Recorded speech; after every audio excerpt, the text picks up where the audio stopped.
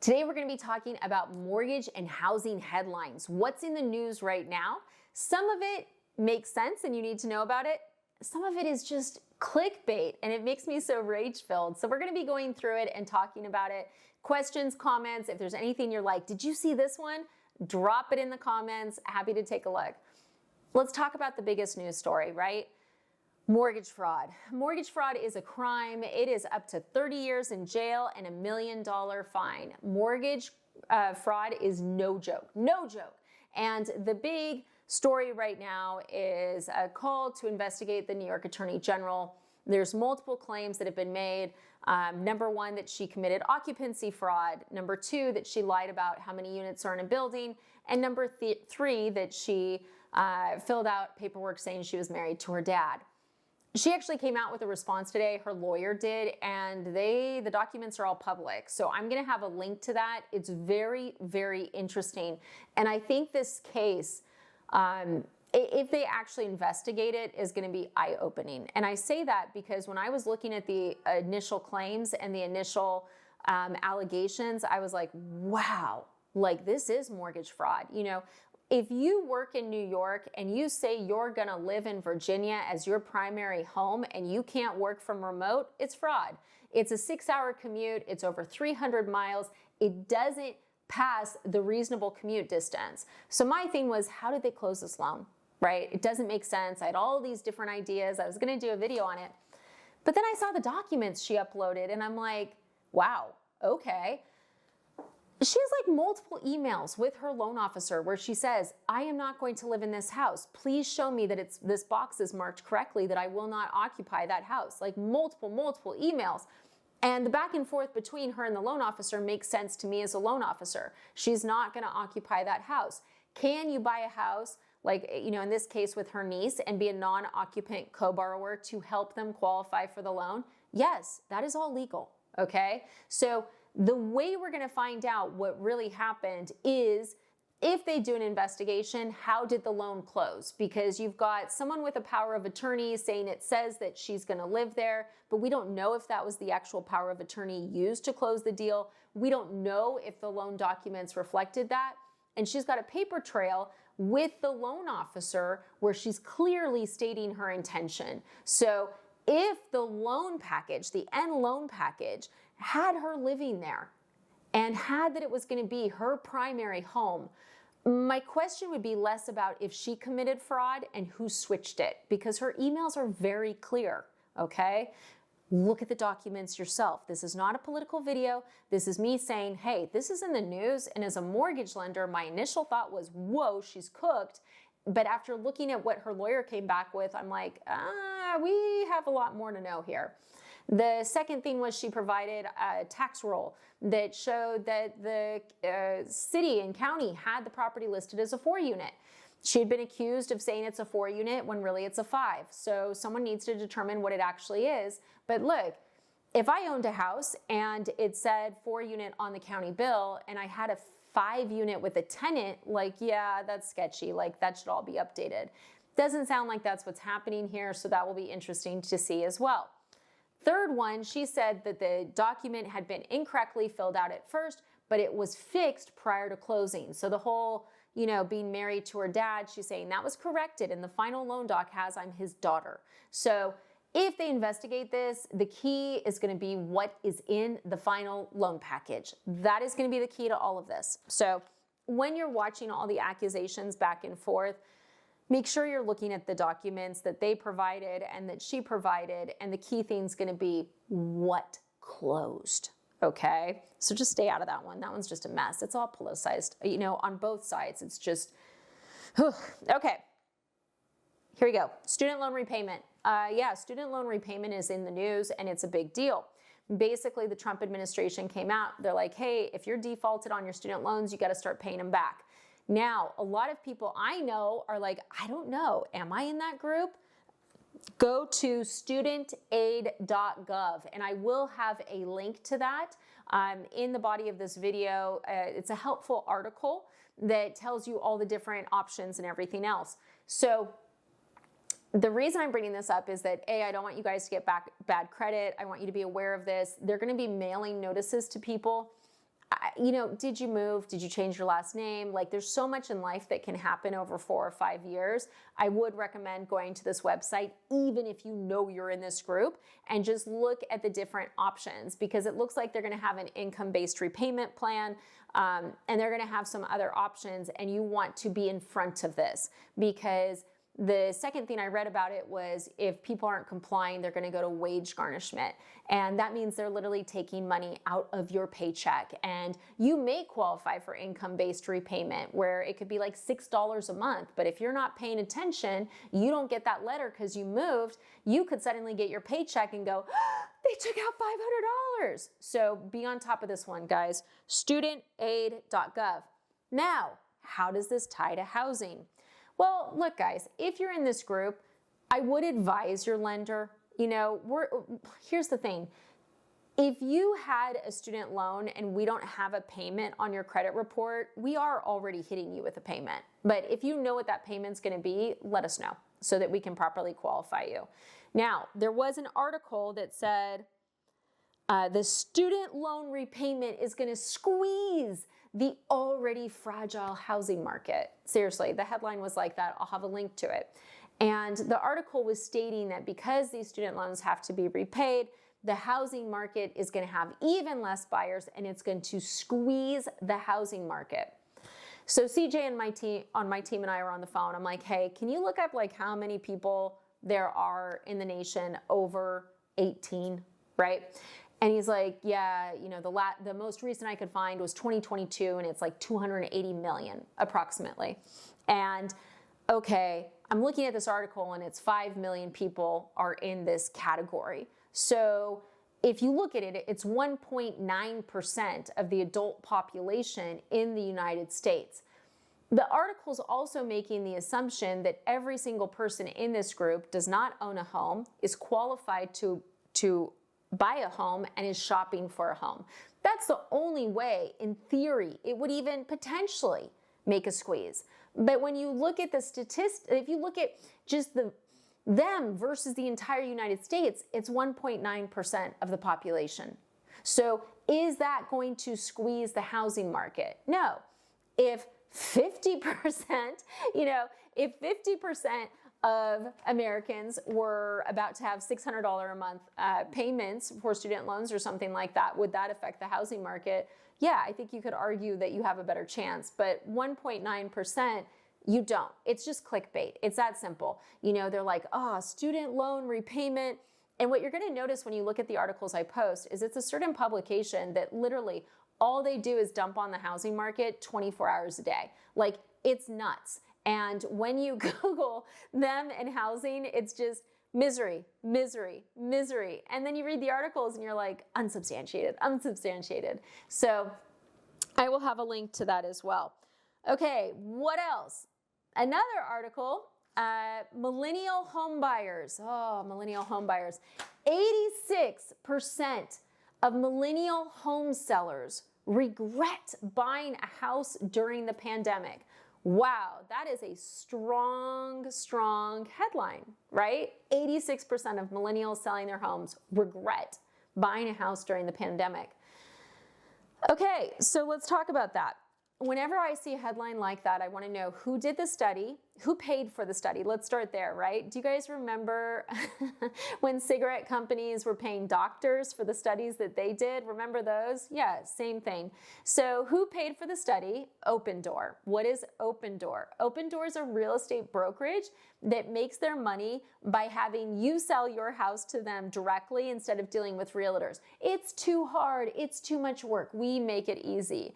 They play on doom. It's that simple. So Opendoor, and then they hired a research company. Okay, so this study, 86% of millennial home sellers, how many did they talk to? 1,000 first-time home sellers who sold, this was the study parameters, they reached out to 1,000 first-time home buyers nationwide who sold their house within the last 12 months or are in the process of selling it. The way they reached out to them was using email invitations and an online survey. Guys, let me ask you, if you were selling your house and someone sent you an invitation to fill out a survey, how many of you would fill it out? I wouldn't. I'd be like, why are you giving me homework? I would actually go, someone's trying to hack me. I'm not doing this. Like, why would I do this, right? That's the question you have to ask with a lot of these studies is, who did they talk to? How did they reach out to them? And who's most likely to respond? Let's think about it. If you had a negative experience, you're more likely to respond. It's just like reviews. With reviews, generally you'll see that if someone had a negative experience, they're more likely to speak up, unless it's something where, people had a really, really great experience. Okay. What's interesting about it as well is the 86% said they made mistakes when they were buying their house during the pandemic. Does that mean they regret it? No. I mean, they made mistakes. I have people tell me all the time, I watch your channel, I made mistakes when I bought my house, but next time I'm using you, not researching the real estate agent. And during the pandemic, we saw so many people waive home inspections. Terrible idea. Told everyone, don't do it. Paying over appraised value. Like, we were pretty insulated from that, thank goodness. But, I have friends where they had clients who were paying $200,000, $300,000 over appraised value on like a $500,000 house. That is mathematically never going to make sense, and people will regret it in the long run. There was such a culture of fear of missing out during that time. So does that mean the housing market as a whole is bad and being a homeowner is bad? No, it means that they sent emails to 1,000 people. The 1,000 people that responded, 23% of them had to go back to work because they couldn't work remote, so they're selling the house. And 86% of the millennials said they felt they made mistakes during the home buying process. Okay, once again, is this a nationwide headline of breaking news? No. I mean, I don't know. Like, maybe I should just do a poll on YouTube and then we'll post that as national news. Should we do that? I mean, same thing. Okay, now there was a positive headline. Florida home buyers, $25,000 towards buying a house. Do you qualify? And I saw that. I'm like, oh my gosh, great. We have, is there a down payment assistance program I don't know about? Is there a grant I don't know about? What are the qualifications? So I click on the article and guess what, guys? It doesn't tell you what the qualifications are. The article actually states that they went to the company who's providing this website, and the website won't tell you what the qualifications are. You have to apply, and it's not necessarily $25,000, it's up to, but they won't tell you how much without you applying. So what is it really? It's an education company where if you apply with them, you take their courses, and then you work with the real estate agent that they tell you to, you'll get some money as a rebate towards buying a house, okay? At closing, you have to close. So here's the thing, a real down payment assistance program or grant, qualifications have to be public. There's always going to be parameters around it. You can't just be like, we'll let you know. That's not an equal housing situation. And that's the thing with any of this is it needs to be equal housing. And if you're not saying what the qualifications are, yeah, seriously. FTC, DOJ, who wants to get involved, y'all? Like, call me. I've got so much simmering soup that somebody needs to take off my stove. Like, take it. So with this, what is it likely, guys? Well, I looked into the education company because I was like, well, maybe they're getting federal grants or no. So they make money because they get referral fees from real estate agents. They're a brokerage where if they refer business to a real estate agent, the real estate agent gives up a portion of their commission. So what's likely happen, you fill out the application, they go, oh, okay, we can probably make this work. They then sell you off to a real estate agent. The real estate agent gives them a cut, and they give you a cut. Right? That's what's happening. It's simple. Redfin has been doing it since the dawn of time without pretending like it's a special program.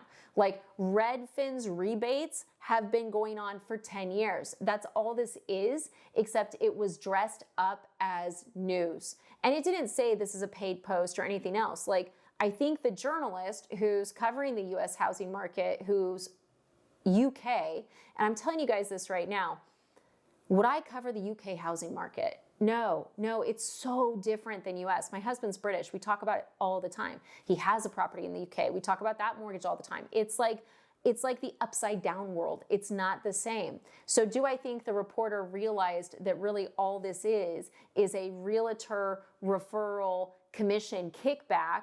No, I don't think they realized it, but that's all it is. So whenever you have something where it's like, well, we can't tell you the qualifications, we can't tell you how much, you have to do this before we tell you, it's going to be how much is that house you're buying, right? Oh, the house is $700,000. Okay, our real estate commission's 4%. Well, wait, that seems high. Well, but we're going to give you $7,000, and they're going to give a cut to that company. I don't know the exact numbers on how they're working it out, but I will have a link to the article if any of you guys feel like playing sleuth. See what happens, see what they offer you. But it's really clear that this is a real estate agent, referral network where they're giving a portion of their commission to the consumer. You can negotiate with any agent in America for that. It's up to the agents if they want to do it. But let's be clear about that. You can walk into XYZ brokerage, you have someone you like, oh, hey, if you're negotiating for this, I would like a rebate of this. You have the right to negotiate that, okay? So I know there's pages. I probably won't cover it all. I am gonna have a link to a mortgage publication because they actually aren't trying to do the doom and gloom. They're not trying to be happy all the time either, guys. But the keys from them were mortgage applications are up. That's what I'm noticing as well. I thought that over Easter, I would see applications drop. Personally, I didn't. Very, very the same. People are sick of waiting. There's a lot of great opportunities right now and people want houses. New home applications are up 14% from February, which is great. So sales are stronger than last year. That's what they're also reporting. And the average loan on applications is 381,921, which is lower, which is, I would argue, a reflection of affordable housing starting to become available. And where I'm seeing that affordable housing is the areas where all the builders went into 21, 22, 23, and now. And the reason I say that is like Dallas and Houston, we're going to talk about for a second because, they're two of my larger markets for sure. Dallas and Houston, oh my gosh, trying to buy a house there in 21 or 22, best of luck. It was misery. It was so competitive. And it was because all the builders hadn't showed up yet. Well, guess what? I was talking to Michelle, who's in Dallas just yesterday. There's 20 builders actively building there. So what's happening is you have more affordable housing because you have more supply.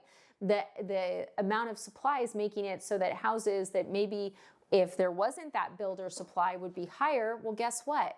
There's more supply. Therefore, buyers have more choices. That's why we're starting to see, the average loan a little bit lower is because in some of those bigger markets, we finally have supply. So Dallas, Houston, South Carolina, wherever you have multiple builders building, that is where we're seeing the affordable housing right now, okay? Now, are there some parts of the country where there's still affordable housing, where there's not new builds? Yes, but in those larger metropolitan areas, it's if there's builders building a lot where you have any level of affordable housing.